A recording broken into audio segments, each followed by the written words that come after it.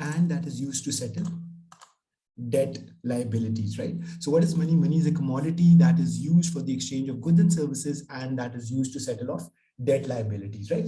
Then we talked about a couple of things. So we talked about history of money, where we discussed that money has not always been there in the world. In the very initial civilizations, people started off with the barter system. So I'm just giving you a very quick recap. In the barter system, what happens basically, people exchange goods and services for the goods and services, and that had a couple of problems. What sort of problems there were for the barter system, right? So the first one was a double coincidence of wants. What that means actually is that you have to give the other person what he wants, and you have to take the product that the other person is selling. Double coincidence of wants. So a transaction does not take place until unless you have something that the other person wants and the other person has something that you want, right? But this problem doesn't exist with the money, because obviously whenever you offer someone any money or cash, they're happily willing to accept that, right? So that was the first problem. Then divisibility was a concern. Goods are not divisible. What it basically means that you can't break these down into smaller parts, not divisible, right? We did talk about a couple of examples, so I don't think we need to go over it again. And then goods are not portable, right? Another challenge is goods are not portable. So it's very difficult to transfer goods from one place to another and then make the transaction, right? Goods are not portable, not divisible, they are not durable, right? We know food items or vegetables or fruit items are, they expire really quickly, right? So they are not, what is that called? Durable, as we say, right? Not durable. Okay, so these were all the challenges that you faced, like humans faced during barter system. Then they realized that why don't they start using gold and silver coins, right? So what was the idea with the gold and silver coins? That gold and silver coins were better in few aspects, but even then they had some problems. Let me tell you what sort of problems there were with the gold and silver coins. Firstly, again, they are heavy to transport, not very easy. As I was saying, again, there's some problem, right? Okay, so the problem with the gold and silver coins is that they are not easily transportable, right? And again, divisibility can be a little bit of a challenge with even gold and silver coins, right?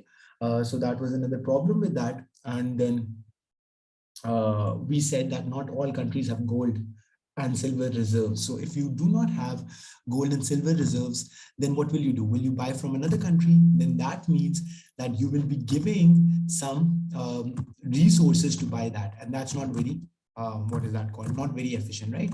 So that was another problem with the gold and silver coins. So as you can see, my writing tab is still problematic, but it will be fixed soon, right? So that was another problem with that. Okay. Okay, so these things being said, then eventually humans started using money. And let me tell you very briefly, share the story of how money was invented. And that was very interesting. So that will help you understand how the modern banking system that we see around ourselves, how was that invented, right? So the idea is just a second. Right.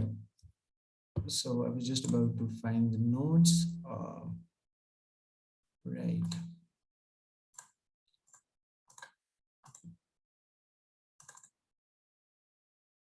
Okay, let me share the screen with you. Since the writing tab is not working properly, I think we can better do from here.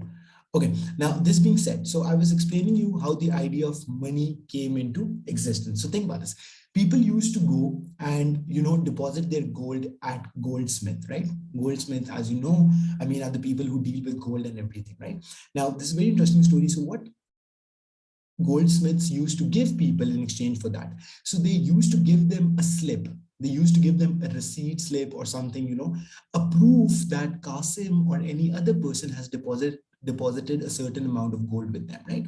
Now, this was obviously the normal mechanism, right? So when people used to deposit their gold with the goldsmith used to give something in exchange, proving that, yes, this person has deposited this much gold with that person. But instead of going and taking the gold from the goldsmith whenever you have to make a transaction, people started exchanging those receipts.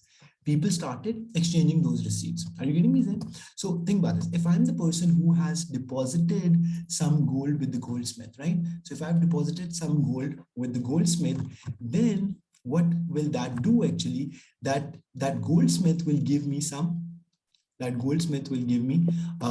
a proof that, you know, Qasim has deposited some amount of gold with me. Now that proof is basically showing my ownership. That proof is showing me the ownership that I have certain amount of gold lying with the goldsmith. So instead of going to the goldsmith and taking the gold, actual gold, and then exchanging it and then making the transaction, what people started doing, they started using the receipt. They started using the receipt that the goldsmith used to give them, right? It will take few days before my writing tab is in the proper working condition, right? So they used to give them the receipt, right? Now, when people started exchanging the receipt, the goldsmiths realized that people don't even need the actual gold to make the transaction. So eventually and gradually, the idea emerged that why don't we develop a currency that we can use for buying goods and services? Are you getting me? So instead of actual product that was initially useful, right, to make transactions, people converted to a valueless piece of paper, knowing that that can help them buy the goods and services that they need. Are you following me? Did this help? Right? So they started using the receipts that the goldsmith used to give them, right? So that is how the modern concept of money came into existence. This is making sense. Okay. Now, this being said, today what we'll talk about is, we'll jump to the main part of the question, and that is characteristics of money. So what's the next thing that we're about to discuss? We are about to discuss characteristics of so before characteristics, I think it's important that we talk about the functions of money, right? So what are functions of money? What purpose money serves in an economy? That is what we're about to discuss, right? Okay. Now, can you tell me some functions of money? Right? So what are some major functions of money? Do you have an idea? So what is the most basic function of money? Zen. So what is the ultimate? So one function, let me explain you if I haven't explained you yet, right? So function means the purpose that money serves in an economy, right? The purpose money serves in an economy, right? So I'm just a second.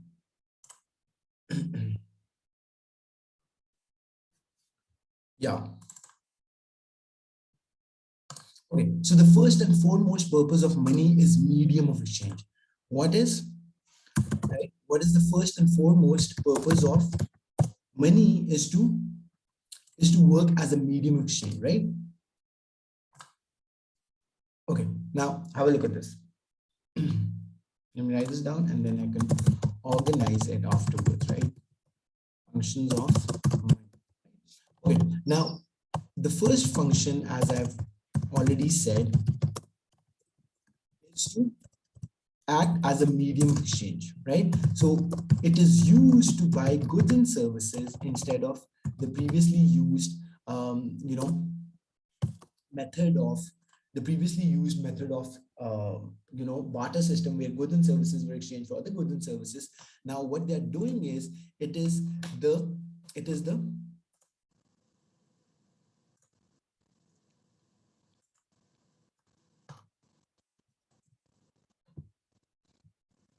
students, let me know when you're in the class.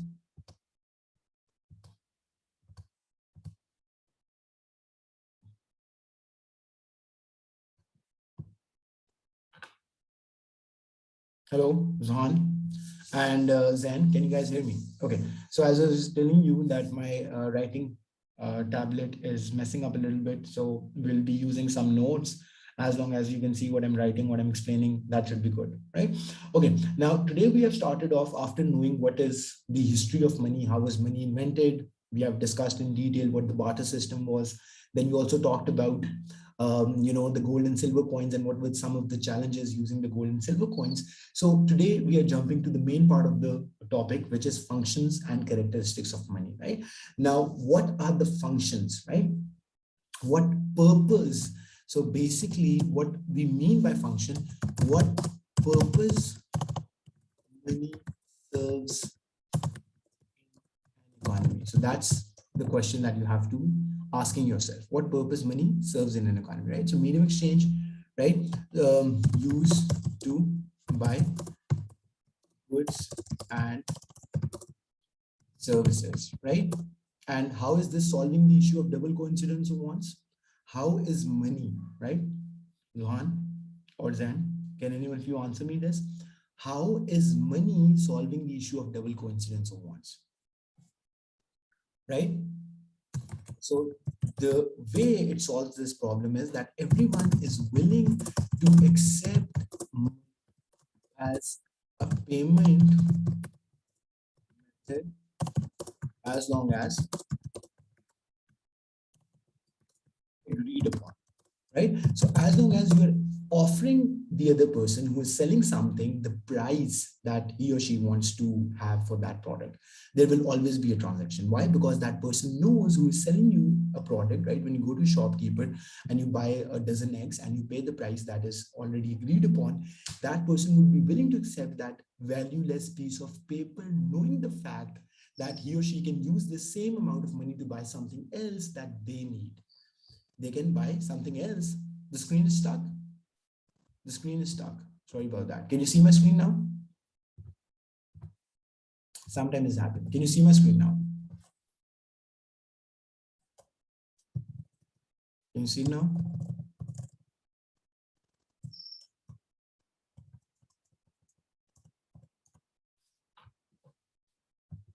Okay, perfect. Sometimes it gets stuck, but I think it should work fine now. Okay, so what is the function of money? The first function we have already talked about, that the main purpose of money in any economy is to work as a medium exchange, is to work as a medium of exchange, right?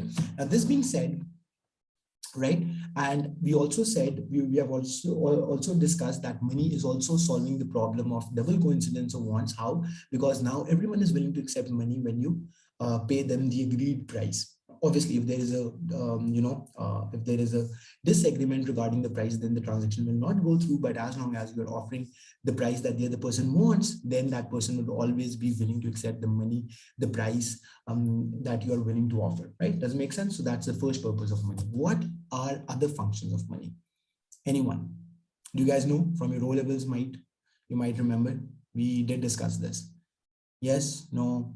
If you want to explain me, I can do that, right? So that's the first purpose of money. Let's see if you got it correct, right? Store of value. Excellent, excellent. Now, what it basically means for money to act as a store of value. Store of value means that money retains its value, or I should be saying purchasing power over time, right? Unless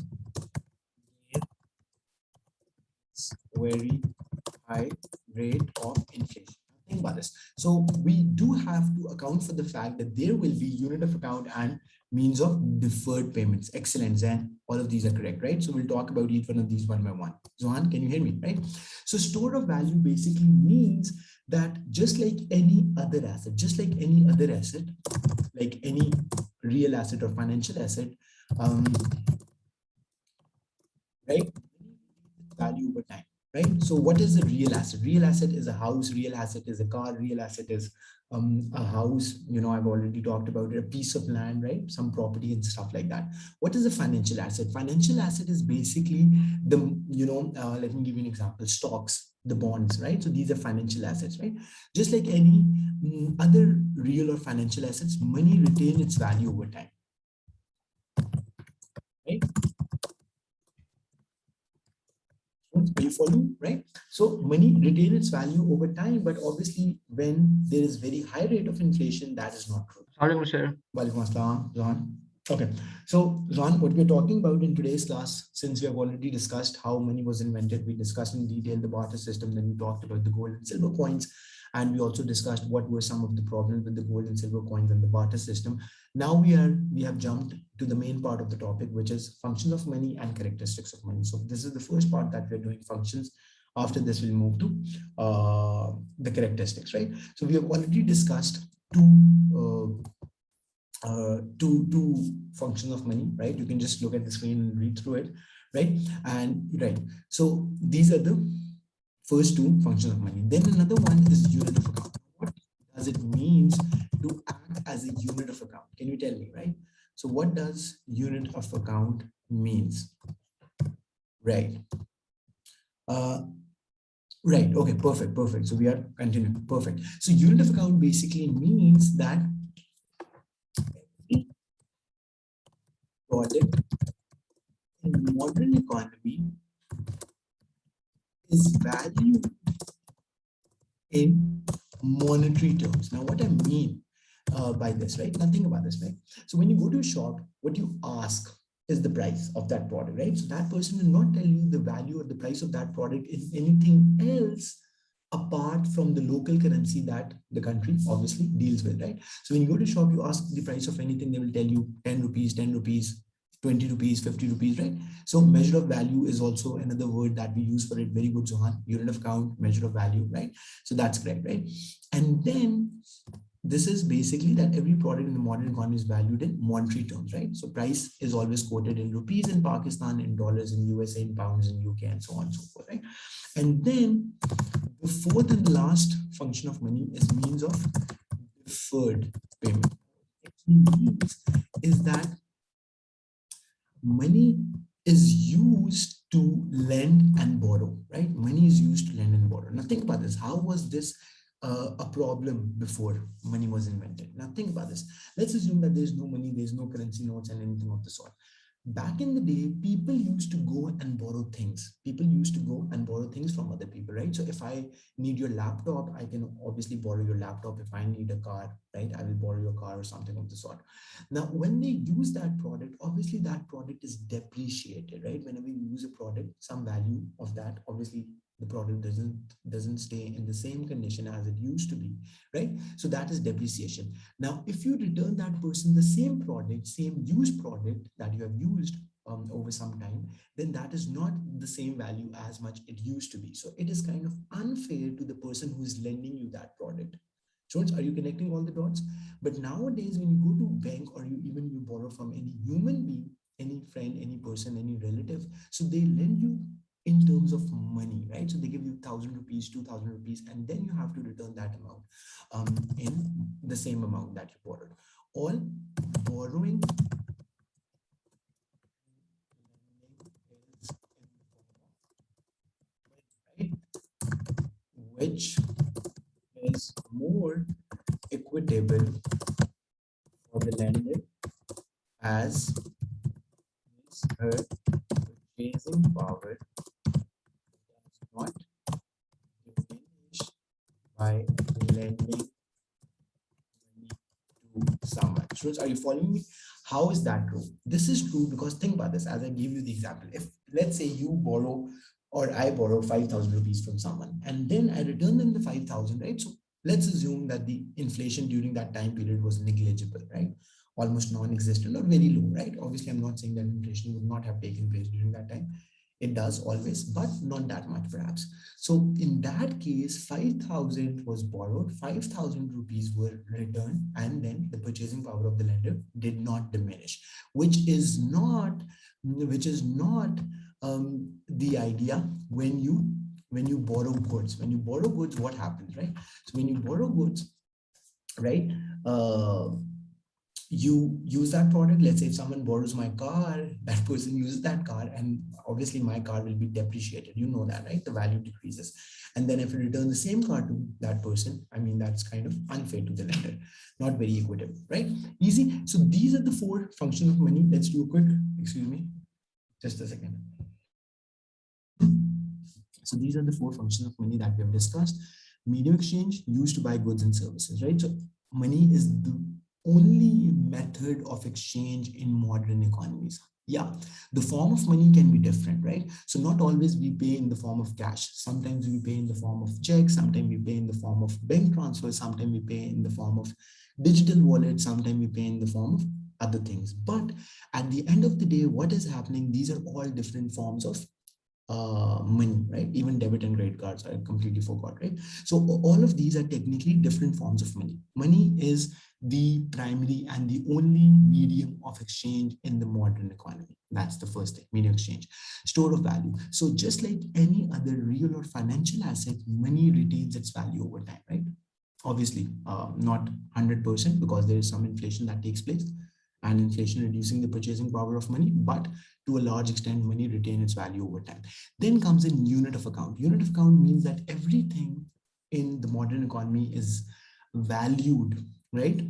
The value of that product is determined in monetary terms, in the local currency, right? In terms of local currency, right? Okay, now moving on, the fourth and the last function of money says means of deferred payments, right? So all borrowing and lending is also in the form of cash, right? In the form of money. And this is more equitable. This is more equitable. Why? Because the person lending you the money doesn't, like, his or her purchasing power doesn't diminish. That doesn't diminish, right? So now this takes us to the second part of the topic, which is characteristics of money, right? Now, what are different characteristics of money? And let me tell you what I mean when I say characteristics. Does anyone of you know what it means when I say characteristics of money? Right. Can anyone of you tell me what characteristics of money means? Okay. Uh, just a second. Right. Yeah. So basically, characteristics means the qualities of the product that would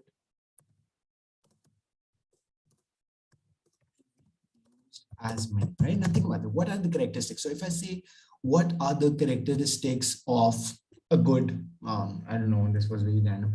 What are the characteristics of a good class, right? So you will say a good class is any class where students are engaged, where students are, building on their previous knowledge. They're asking questions from the teacher, and the teacher is very responsive to all the questions that are asked. Teacher is constantly checking on the students to know if they're learning it or not, right? So qualities, right? Qualities or the features, right? That a product should have for it to work as a good form of money, right? Qualities, features of the product that would be ideal to be used as money, right? Now, these are all the things. Thank you, Sohan, right? So these are all the things that are the characteristics of money, right? So obviously it should be durable, right? Now I'll explain each of the one of these one by one. So let me first list all of these down. Then it should be divisible, it should be portable, right? Durable, divisible, portable, right? What else? It should be scarce. It should be limited supply. Why is that important? SCARCE, scarce. Limited supply is obviously important, right? And the last of all is legal tender, right? So it should be legal tender. So I'll explain you each one of these one by one. Okay, now let's get started. So durability. Now think about this. If something is not very durable, one of the challenges with the barter system was that goods are not durable, right? Goods obviously perish, they expire, and so on, especially the food items, right? So with money, that's not the problem. But again, it is not 100% true. It's not 100% true, right? In fact, let me share an interesting story quickly, right? So I was talking to a friend who works at State Bank of Pakistan. So one major operation of State Bank of Pakistan, I mean, couple of years, not in couple of years, but in few years, is to collect all the previous currency that is prevailing, all the old notes that are in circulation in the economy, and then print the new currency. You must have seen, right? In your lifetime, you must have seen that old notes are taken, collected by the banks. Those notes are then deposited with the central bank, and in exchange of that old notes, the central bank gives you new notes, right? This is how it works, right? Am I right or not, right? So notes, because it's a piece of paper, it can't be durable, it can't last forever. But I mean, these are still durable, and after some time you have to replace those. That's the idea of durability, right? um, are you following me? Are you getting this? Who replaces the old notes? Only the central bank,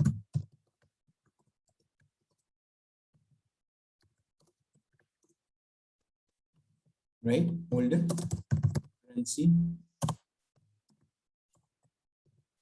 with the new one. Okay. Now, this being said, let's come and talk about the divisibility part. Now, this is very important. Again, divisibility is very important to make sure that transactions are taking place efficiently and so on, right? Now, in any economy, there are so many different products. Some are very valuable, some are very less valuable, right? So therefore, you need to have divisibility in the money that you're using, right? Now, even with the currency notes, we know that in every currency, there are big denomination or larger denomination notes like 5,000 rupees in Pakistan, 1,000 rupees in Pakistani currency, and smaller denomination notes like one rupee coin. I don't know if that is still there or not, right? But I think that the smallest one is five rupee coin nowadays. Am I right or am I wrong? Right? But you are getting my point. So it's divisible, right? So the currency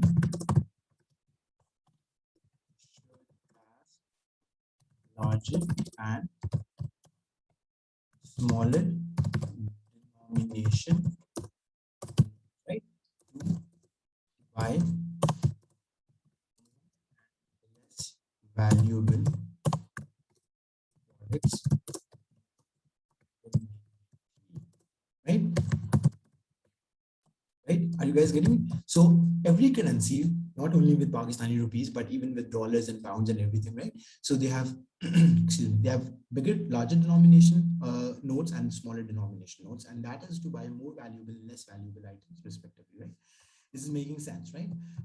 And this was not possible with the barter system. I did discuss this with you, and I gave you a couple of examples. Like you can't divide a phone in two parts, right? So if one phone is equal to I don't know, two packets of cigarette, and you want to buy one packet of cigarettes, you can't divide the phone into two parts. Yes or no, right? So that was the challenge. Portability means money should be lightweight,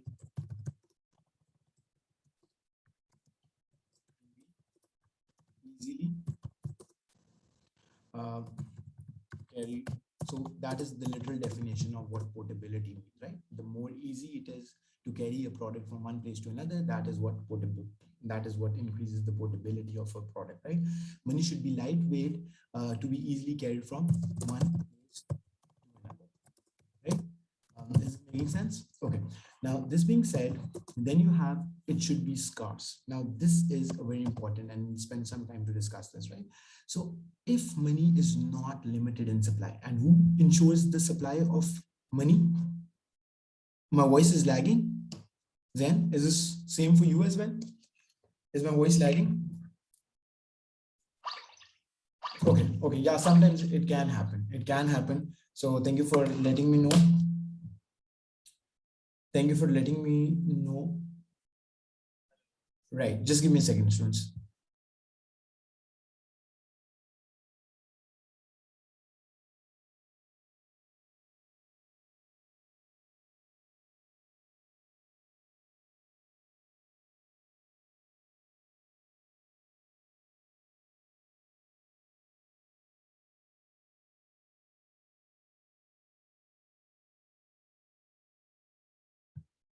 Okay, so yeah.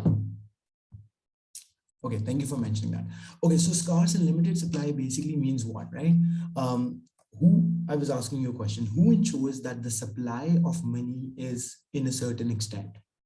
Who in a country, like which organization, institution in an economy ensures that the supply of an economy, sorry, that the supply of money in that economy is, within certain limits or according to certain parameters, right? No idea, right? That should be simple.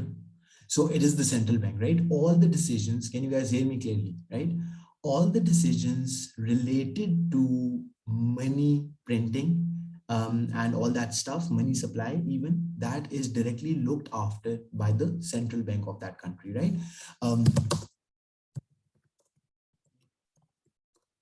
Abundance then its value, and therefore the central banks show a steady supply of money this simple? Is this easy, students, right? So that is what the central bank would do.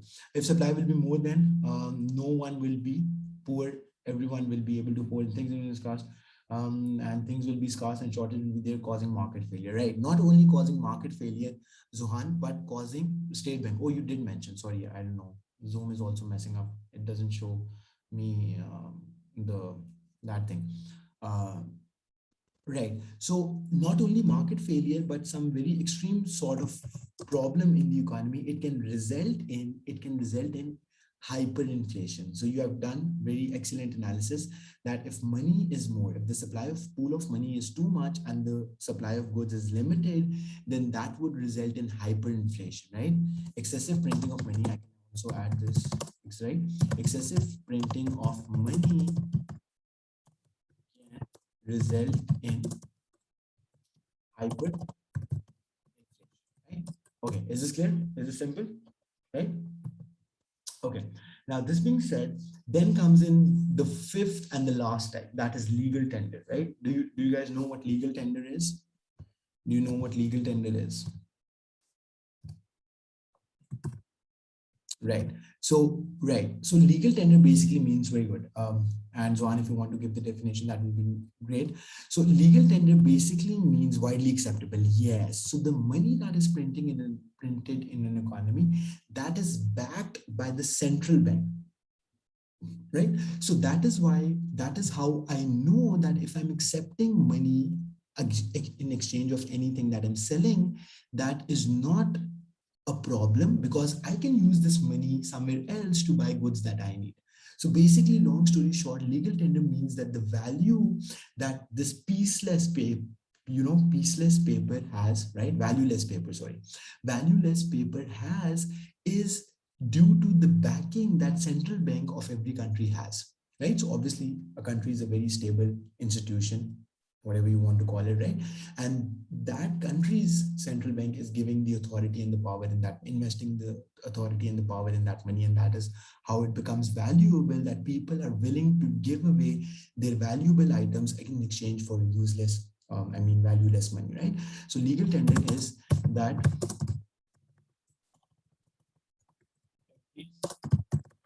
currencies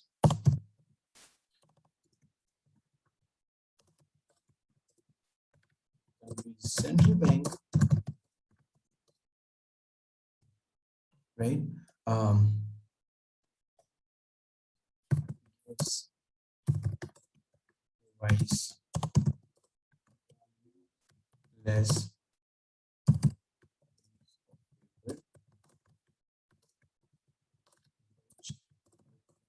by goods and services, right?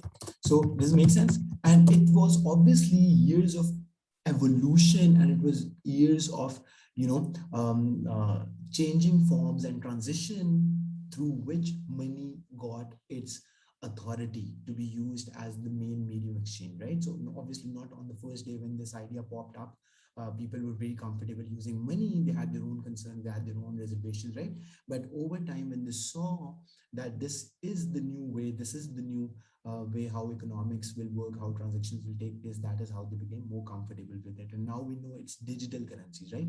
Just a piece, just a message on our phone is good enough for us to know that whether we have received the payment or we haven't. Now think about this. I work 8 hours a day, 5 days a week, and at the end of the day, all I get is a message from my bank showing me that my salary has been transferred.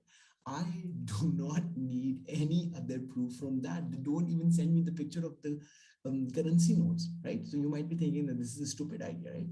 What am I talking about? But just imagine, it's so much confidence and trust we have in the banking systems nowadays in every country, that is fine with us. But otherwise, I mean, just imagine, why would I want to work for someone and I don't even know that whether this money will be even given to me or not? But obviously, I know if the money has been transferred to my bank account, I can go to the nearest ATM, get my cash withdrawn, and spend and buy whatever I need for that from that, right? So that is how it happens. So legal tender basically means the authority, the power that is invested in any currency from the state, or more specifically from the central bank, and therefore people are ready to accept that as a medium exchange and always use it, right? Does it make sense, right? So that's why a lot of people have reservations, right? A lot of people have reservations from the cryptocurrency so far, because as such, there is no central banking, the central bank that is backing that up, or there's no country in the world that has really accepted, oh, this is our cryptocurrency. So if you have that cryptocurrency, we will pay you, right? So it has not happened yet. That's why people have reservations with that. Bank sending money, right? Yeah, true. But I was just giving you an example. I know it was very weird, but right, are you getting my point? So it's just a message on my phone and I know that the money has been transferred. So what I was trying to basically tell was that it is the digital payments that we are using nowadays, right? When you use Jazz Cash or sir whenever, yeah. Sir for example अगर bank के पास चोरी होती है और उनका सारा जितना भी पैसा स्टॉक में होता है वो खत्म हो जाता है तो लाइक वो क्या करते हैं वो स्टेट बैंक के पास जाएंगे एंड वहां से लाइक लोन ले लेंगे अगर बैंक के पास पैसा खत्म हो जाता है, is that what you saying? नहीं अगर बैंक के पास पैसा पड़ा हो जैसे लॉकर्स में एंड थीव्स बिल्कुल, आते हैं और उनका चोरी करके ले जाते हैं देन हाँ. Okay, that's a good question. So it is the central bank. It is the central bank that will make an arrangement. So central bank will provide the currency notes to that bank which is robbed, or that branch of the bank that is robbed, and then there will be some arrangement between the commercial bank and the central bank. So most probably the central bank will be charging. Obviously, it will be kind of a loan or something. They have to return it back from the profit that they earn over time. Are you getting me? Because think about, here's the thing. Here's the thing. Now, let me explain in more simple words. What is a commercial bank? Commercial bank is a private business. Yes or no? Right? So let's say UBL is a private bank, Standard Chartered is a private bank. Central bank provides commercial banks the guideline how to operate. Are you following me, right? Now, central bank have already provided commercial banks all the guidelines that what security protocols they should have, blah, blah, blah, blah, blah, blah, right?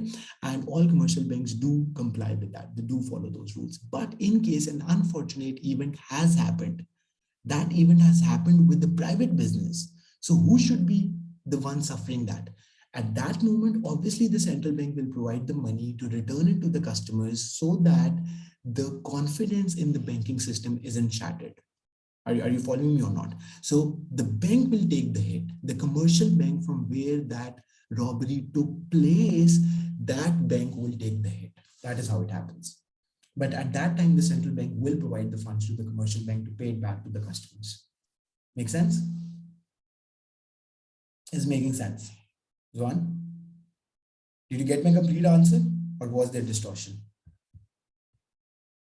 Right, yeah. So that is how it happens, right? Yeah. But nowadays, I mean, it's next to impossible, right? All the movies, action movies, I'm sure that you see, Need for Speed, and I don't know, in every other movie, Hollywood movie especially, they're showing that they're robbing a bank. I mean, it's no joke. It's no joke. Even if you do rob a bank, I mean, it's impossible for you to not get caught. It's impossible, right? I mean, with all the security and all the thing. Okay, I don't want to comment on that even. And one of the reasons why I did not even watch the show was that, I mean, these are the things that don't really, excite me, right? So I otherwise do look at the thrill movies. I do look a lot of, watch a lot of crime movies, but that should be something more realistic, right? That can happen. Money heist, I don't know. No. A lot of people have recommended me, but I'm sure that there's so many better other recommendations that I should do. Right. Yeah. But yeah, let's see. I might watch an episode and then see. Okay. So students, this brings us to the end of the class, right? I'm still struggling to fix my whiteboard. I hope that happens soon. I don't mind typing, but then sometimes, it's also important to write on the board and everything, right? So hopefully this issue will be resolved soon. It takes some time. Okay. And then I'll see you tomorrow at the same time. So, okay. Another thing I want to ask you very, sir वो जो मैंने आपको yeah. Question दिया था WhatsApp पे Sorry. I was just going over my WhatsApp conversation today. There's so much going on, but I'll definitely reply you back in, let's say, tonight, right? For sure. Right? Okay sir Thank you for the reminder. Always remind me just on the WhatsApp or here, and that helps, right? So students, will stop here for today. And one honest thing that I wanted to ask you, right? And that's totally up to you.